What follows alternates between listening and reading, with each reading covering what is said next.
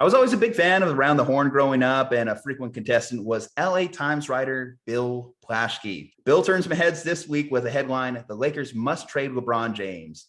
It sounds crazy, but it's the best path forward. Sound crazy? Yes. Best path forward? Perhaps. Plenty of other channels and bigger fish have made the conversation on whether the Lakers should, but if they would, Kyle, I ask you, where would you like to see LeBron take his talents to next? What's the best story? Where can LeBron do the most damage? Is the only true answer OKC? Oh God. That would be so funny. He was praising Presti this last week. Oh, I thought that meant he wanted Sam Presti to be the Lakers GM, but I think that is definitely not going to happen. By the way, just as a quick aside there, because you brought it up, you know how at the trade deadline, there used to be like gigantic first round picks getting traded for Evan Fournier. There actually haven't been a lot of first round picks getting traded because all the first round picks belong to Oklahoma City right now. Like Oklahoma City has so many draft picks that teams trying to compete can't trade for these guys. Like Oklahoma City and New Orleans have everyone's draft picks. So all the draft picks can't get traded. It's so weird. Anyways, so I know I've been kind of laughing at the idea of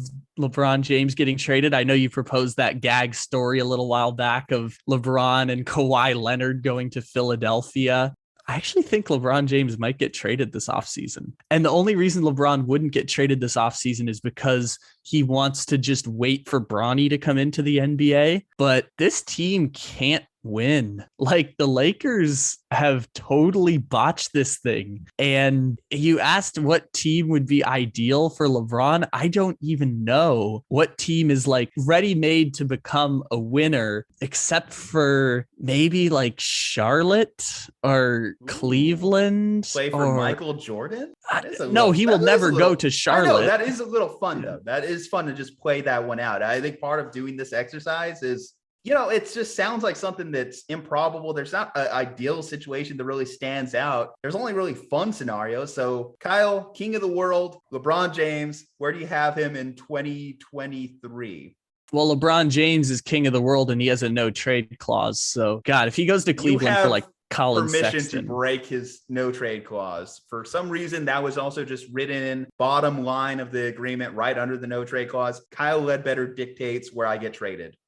Brooklyn Nets. Okay. Playing with Kevin Durant.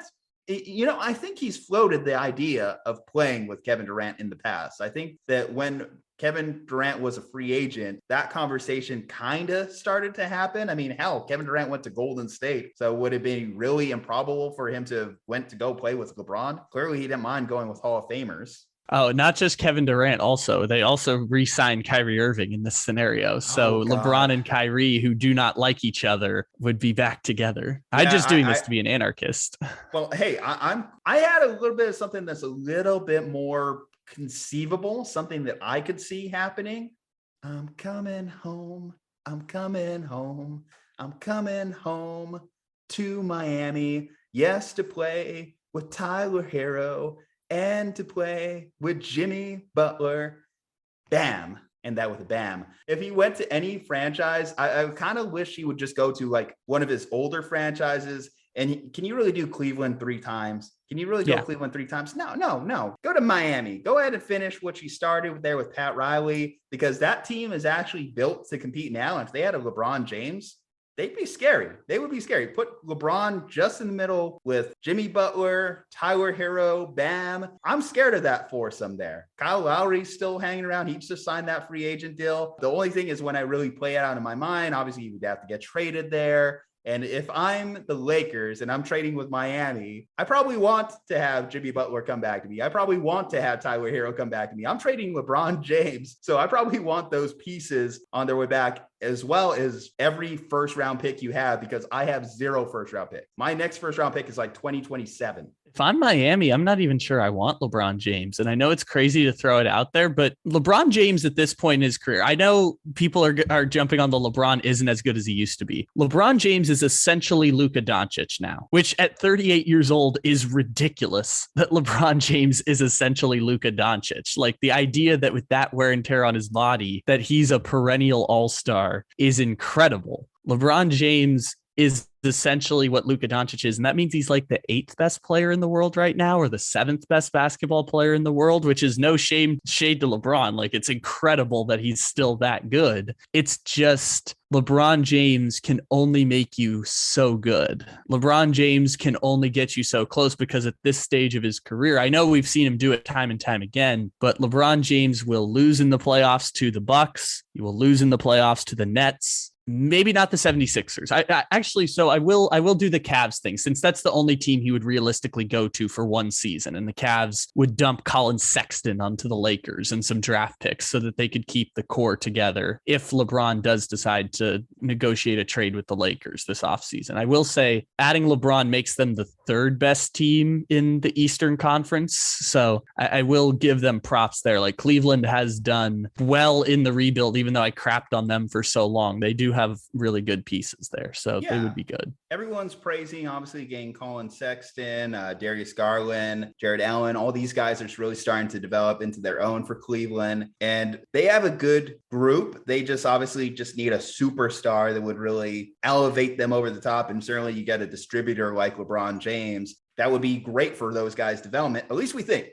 Because another criticism of LeBron is how he's paired with younger guys. Is LeBron going to change his mindset to whatever new team he would end up on? Does the team have to be a superstar team already so LeBron doesn't go lead GM and say, get rid of all these young guys? Because if he went to Cleveland, would he have that same mindset? Because obviously LeBron just can't overcome these issues anymore. That's the biggest thing. Like you mentioned, LeBron just isn't good enough to overcome a Russell Westbrook anymore. He isn't good enough to overcome a brittle Anthony Davis. And I'm just going to once again say the tweet that has just been following LeBron around all season. Keep talking about my squad, our personal ages, the way he plays, he stays injured, we're past our prime in the league, etc., etc. Do me one favor, please. And I mean, please keep that same narrative energy when it begins. That's all I ask. Thank you, crown emoji. Well, unfortunately, this tweet played out like a script. How he plays, Russell Westbrook's been awful, leading the league in turnovers, plus minus in the tank. Anthony Davis, he stays injured. He stays injured, man. He just stays so injured. If I'm the Lakers, I mean, you mentioned you think it's more likely than not that they can actually see a future where they trade LeBron James. Do you just trade everyone at that point? You just completely clean house, trade AD, trade Russ, trade LeBron, and just see where all these assets lie? See if you get another baby Lakers squad going? Everyone but Anthony Davis, I'm with you on. So there's 3 points there I want to circle back to. One, in a weird way, the Cavaliers don't have to give LeBron James autonomy and power, because this would just be like a 1-year stop. Like, this would be LeBron saying, next year's going to suck with the Lakers. Let's just do 1 year in Cleveland. And then Bronny's draft eligible with the new CBA, possibly with the high schoolers can go straight to the NBA, but Bronny's not good enough to go to the NBA. It's very convoluted and complicated, but I was averaging 8 points. This doesn't scream NBA talent to me, but in fairness to Bronny, he is, according to ESPN, the 47th ranked prospect in his draft class. Now, in most draft classes, there are not 30 American-born players good enough to get drafted. So in an NBA where I think it's now 45% of the league is foreign born, being the 47th best American high school basketball prospect means you're probably going to end up in Iowa or Stockton in the G League. But at the same time, there's time to figure it out. Maybe the idea of drafting LeBron James is a nepotism way of getting a team to draft Bronny and filling a roster spot the same way Thanasis Antetokounmpo is on the Milwaukee Bucks. To the point with the Lakers and how you go from here, LeBron makes the call on the trade. If LeBron wants to leave instead of sucking for another year with the Lakers or trying to hang out with his boy AD and I don't know, whoever they sign with mid-level exemption money, then you make the call there based on what LeBron wants to do, because he holds all of the power in this situation. If LeBron wants to leave, he gets to leave. If LeBron wants to stay, they'll try it again and get bounced in the second round. I just wouldn't want to waste another season. And this Lakers team, I just don't see the light at the end of the tunnel for them. Well, so this is the third part here, which is if you're going to trade Anthony Davis, you got to be really, really sure you are not selling low on Anthony Davis. You got to believe that somewhere in that brittle, broken body is a player that was the greatest draft prospect any of us have seen since Kevin Durant. Like, it's weird that Anthony Davis is not Tim Duncan based on the fact that he can jump 15 feet in the air and also can score the basketball like 4 different ways. I know he sucks at shooting mid-range and 3-pointers, but he can score every other way. Can I fix him? Can I fix that broken body? Is there a way to temper that glass? Yes and no. I don't know why it is that Anthony Davis's body breaks down the way it does. The human body, once you have one injury, is more susceptible to suffering more injuries. That's just how the body works. TB12? Tom Brady has free time now. Hit him up. What are you doing? I guess. Ask Matthew Stafford what he did, because Matthew Stafford went from being the guy who was always injured to the guy who played like 10 straight seasons before the Lions broke his body again. Fairness, that one game where the Cleveland Browns player threw him down and like wrecked his shoulder. Anthony Davis hasn't really had a lot of those, although he landed awkwardly. Part of it's just, he lands awkwardly and his frame just can't take it. Maybe being more pliable would reduce some of his injuries. I mean, again, that's what TB12 is. I say it in joke, but it's a legit thing. If he could become more pliable, get some of those soft tissue injuries to not happen as frequently, then that really could do a lot for him. Get that man some avocado ice cream. Get that man some avocado ice cream right now, Lakers. I know you're out there in Southern California. You have the best access out of anyone in the 50 states to some good quality avocado. We should actually call you Dr. Martinez because you have the same number of medical degrees as Alex Guerrero. Wow. Okay. Well, hey, if I could start charging people $100K for this one, then I'm okay with it. As long as I don't have to deal with AB texts at 12 a.m., I think I'm good. Yes, we understand, Dr. Martinez. You will fix Anthony Davis's body with plyometrics and avocado ice cream. Get some Yeva de Monza, so I get a little bit of my Latino side coming out. It kind of reminds me of my grandmother. Like, she literally, like, love her to death. She is the epitome of that old Mexican grandmother because she's got all these like cure-alls for everything. Yeva de Monza, there's this tea she has. I don't know what it calls. Does it cure cancer like Alex Guerrero said TB12 would?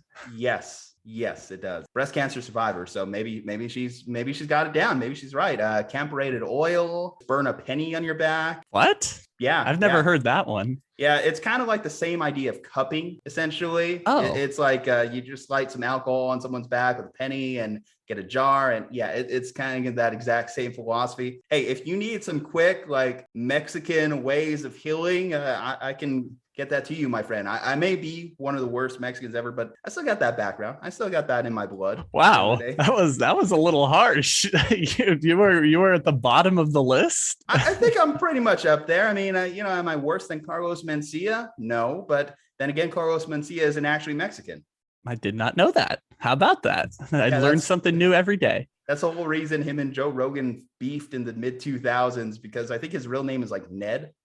Ned Mencia is a totally different person. Ned Mencia is working as like a 9-to-5 bartender. From my understanding, the owner of the comedy club, Mindy Shore, essentially told him like, hey, you should really like ham that up, the Mexican accent, the act. And hey, it worked out for him. He obviously got a show on Comedy Central. His stand-up specials blew up. But then when he started getting called out for stealing people's jokes, that kind of ended his career there. But that's a no-no. Yeah, that's a comedy don't steal no-no. other people's jokes. Don't do that. Unless you're on a 2-hour podcast where no one noticed, because come on, who's listening anyway? So also Anthony Davis, be very careful if you're going to trade Anthony Davis. Exactly. Anthony Davis don't have the career arc of Carlos Mencia. He peaked really firmly, but you don't want to go downhill from here. His stealing of jokes is equivalent to your injury history. Yeah, sort of, except, oh God, Anthony Davis. He might steal jokes more frequently, in fairness. There was one season back when he was on the Pelicans where Anthony Davis had throughout the season 24 different injuries listed on the injury report, which is a fact I like to bring up every time we mention Anthony Davis's injury history. It's really incredible. Out there looking like Baker Mayfield. And when he's healthy, he could still lead a team to the second round of the playoffs with a bunch of scrubs and Drew Holiday. But he really hasn't done that much in his career aside from the bubble year. And you did mention that one year where he played Denver in the first round, if I'm not mistaken. The year that they got the sweep in the first round. Yeah, they put up 50 points. Or no, that was the Trailblazers, right? Blazers, yes. Yeah, it was the Trailblazers. They got crushed by Denver. No, they got crushed by Golden State that year. Oh, okay. This was remember Yao and Blue. Yeah, this was the Rajon Rondo. It was half a season of Boogie Cousins, I think. I don't think Boogie played in the playoffs, but this was the Boogie Cousins first got to the Pelicans season. Getting back to the main topic here, LeBron James. If you're LeBron James, it's just you're tying your ship to this guy. You're tying your ship to this guy who's been injured. Since when? Since when has LeBron ever tied his ship to anyone? LeBron is the burn shit to the ground and then leave. If you stay another year, you essentially tied your ship to him because it doesn't seem like the Lakers are going to trade him. And like you mentioned, if they are, they just can't trade low. They can't get subpar value for him. I don't know what the right deal is for him because you hear some of the other trades, hear some of the other names out there. Is it a Bradley Beal? Is it a Damian Lillard? Guys that would make the Lakers defense worse. You are probably getting rid of Russell Westbrook.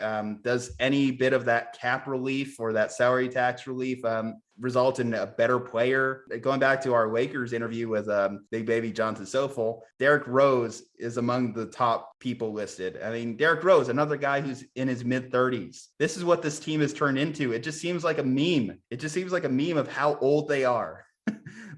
Someone listed all the all-stars and I'm like, man, there's so many names on here, Carmelo, DeAndre Jordan, who's gone now, Anthony Davis, Dwight, Dwight got postered by Luka the other day. That was brutal. You look at the last few games. I mean, I watched every minute of them against the Pelicans and I kept saying to myself, why are they not up on this team by 30? Because the Pelicans are so bad too. But the fact is, Russell Westbrook kept turning the ball over. LeBron kept turning the ball over. They almost had 30 turnovers in that game. There was one point where Westbrook had 0 assists, but 7 turnovers. What do the Lakers do well? They turn the ball over. They don't play defense. They're not a great shooting team. They're not even a good shooting team. There's just nothing that this team hangs its hat on aside from having the all-stars of the mid-2000s. Well, and LeBron James still being one of the 7 to 8 best players in the NBA. Wherever LeBron plays next year,